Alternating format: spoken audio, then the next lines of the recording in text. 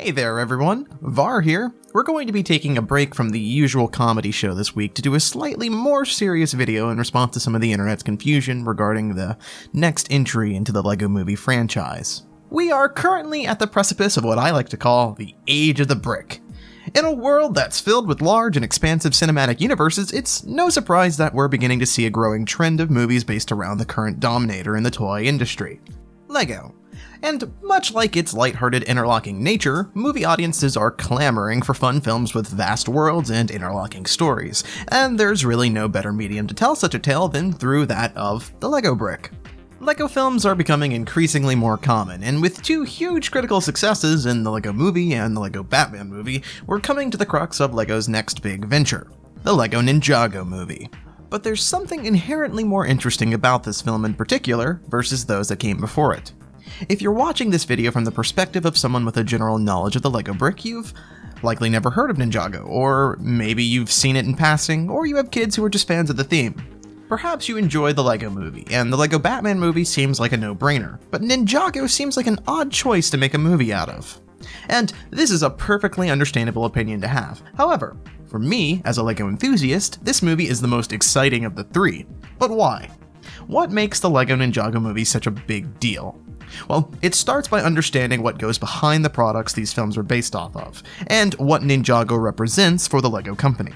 You see, of the three LEGO movies, the first movie represents a sort of proof of concept, something to showcase the capacity to tell a story using LEGO as a medium. It's sort of a theatrical realization of what all those fan-made stop-motion videos on YouTube could be with a budget put behind them. Now, going forward, Warner Brothers and LEGO have to decide what to do next with the medium now that the audience has accepted this as something worthy of their time.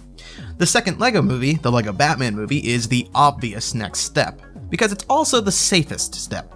Batman is a very well-established character, with nearly everyone in the general audience understanding his most basic mythos, and allowing for an easy time to adapt and poke fun at the character and the quirks that come with him. Batman is marketable, popular, and a staple of the LEGO sets since the mid-2000s. But here's where things start to get interesting.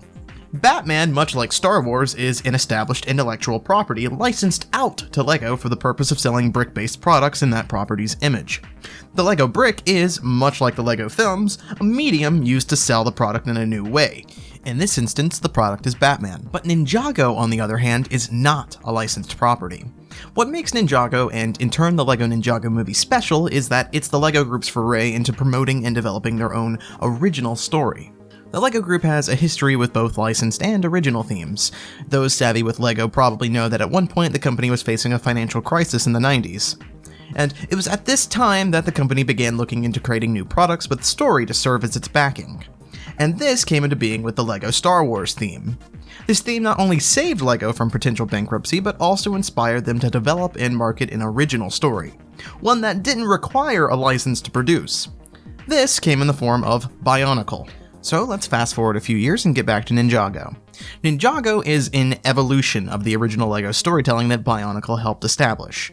At its core, Ninjago is a swashbuckling fantasy about 6 young adults growing up and learning the skills necessary to save the world from the forces of evil. But beyond that, it's a story of a father and his son, and their strained relationship, as both find themselves on the opposite side of the moral spectrum. Ninjago represents the struggles of adolescence, growing pains of maturity, and dealing with the emotions that come with building relationships, forming close bonds, and even learning when to let go of those bonds and deal with loss or grief.